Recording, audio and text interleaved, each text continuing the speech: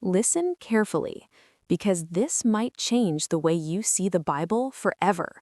What if every time you open Scripture, you are not just reading words, you are stepping into a procedure, not inspiration, not motivation, but surgery? And most people don't even realize it's happening. They read fast, they skim, they move on.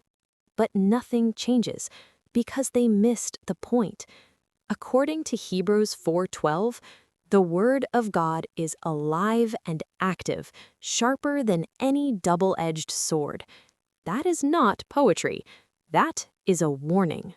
Because a sword doesn't comfort. A sword cuts.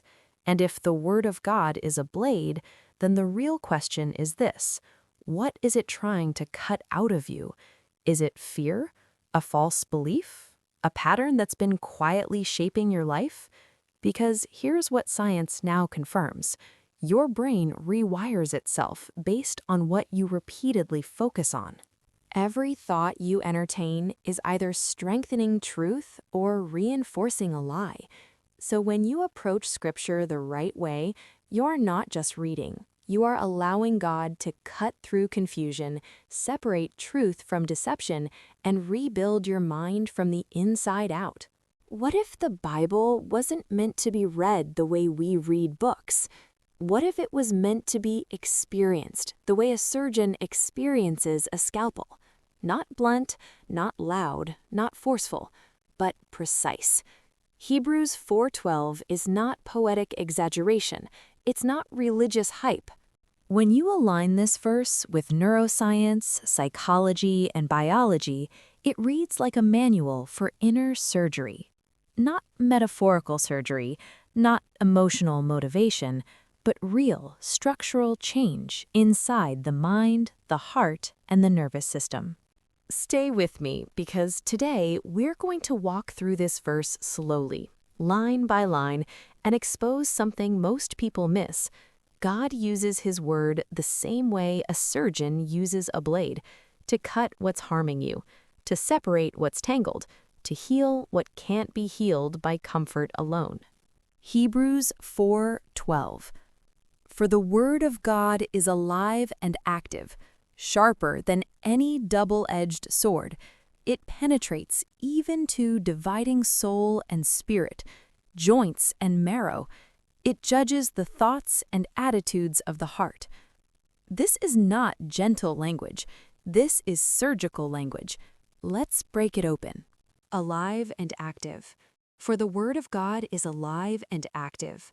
That sentence alone destroys the idea that Scripture is just ancient information, because dead things don't change living tissue. Science moment. Your brain is not fixed. It's plastic, meaning it physically rewires itself based on what it repeatedly engages with. Every thought you think fires neurons, strengthens synapses, reinforces neural pathways. When input is meaningful, emotionally weighted, and repeated, the brain reorganizes itself around it. That process is called neuroplasticity. And here's the key. Words with meaning change brain structure. Not motivation, not noise, but truth that is understood and reflected on. Divine surgery moment. When Scripture is read slowly, spoken aloud, meditated on, it doesn't sit in the mind like data. It interacts.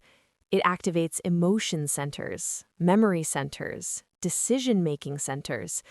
That's why the verse says the Word is alive, because it produces movement. Don't just rush through reading the Bible. Read Scripture slowly. Read one line and reflect. Stop. Let the words sink into you. That's how surgery begins. Quick pause, because what I'm about to show you next is where science and Scripture collide in a way most people have never seen. We're about to move from surface-level reading to what actually changes the structure of your thinking. Because your brain doesn't change when you hear truth once.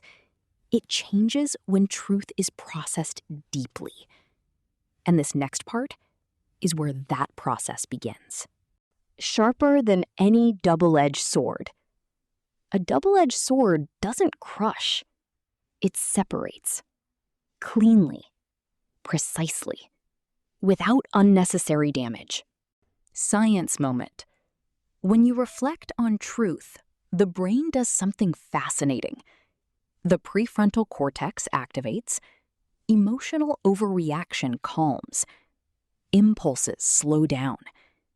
This is the center responsible for reason, discernment, self-control. Psychology calls this cognitive reappraisal. It's the ability to challenge distorted thoughts and replace them with truth. In other words, truth cuts lies without destroying the person holding them. Divine surgery moment. God doesn't attack you. He attacks false beliefs. The word doesn't numb emotion. It clarifies emotion. It separates fear from reality, shame from conviction, identity from mistakes. Ask yourself, what lie is this verse cutting away? Name it. Because named lies lose power. Dividing soul and spirit. It penetrates even to dividing soul and spirit. This is deep, because most people don't know why they react the way they do. They just react. Science moment. The brain operates on 2 layers: automatic patterns, subconscious, intentional thought, conscious mind. Most habits, fears, and emotional responses run on autopilot. Scripture interrupts that system.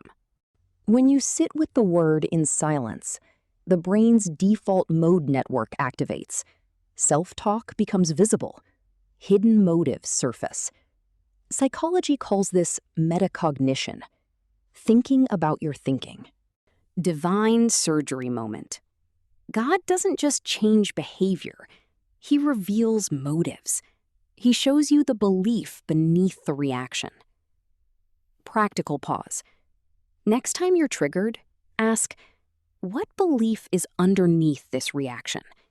Then let Scripture answer it, not emotion. Joints and marrow. This is biological language. Joints are visible. Marrow is hidden. Marrow produces life. Divine surgery moment. God doesn't manage symptoms. He goes to the source. Practical pause. Stop asking, what should I do differently? Start asking, what must I believe differently? Judges the thoughts and attitudes of the heart. This is not condemnation. It's diagnosis. Science moment. The brain changes fastest when it receives accurate feedback. Scripture functions like an internal MRI, reveals motives, exposes bias, separates truth from emotion. Neuroscience shows awareness plus truth accelerates change. Divine surgery moment. God exposes without shaming, corrects without destroying. Practical pause. End scripture time by asking, Lord, show me what you're healing. Here's a simple daily practice. Read one verse slowly. Sit in silence for 30 seconds. Notice resistance. Ask, what is God cutting away? Replace it with truth. That's divine surgery. God doesn't heal by force. He heals by precision. The word doesn't just comfort you. It cuts, it cleans, and it restores exactly where it needs to.